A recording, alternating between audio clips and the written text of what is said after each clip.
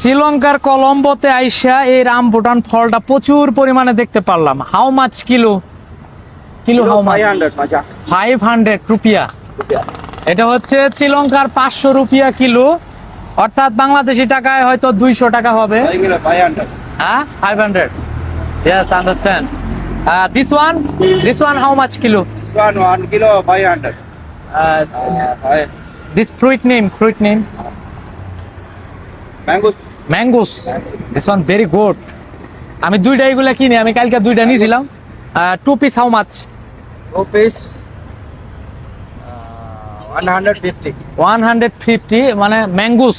এটার দাম হইলো 150 টাকা দুইটার দাম। আমি দুইটা নেই, কারণ আমি এগুলো তো বেশি খাইতে পারবো না, আর এখন বেড়ানোর জন্য বাইরে হইছি।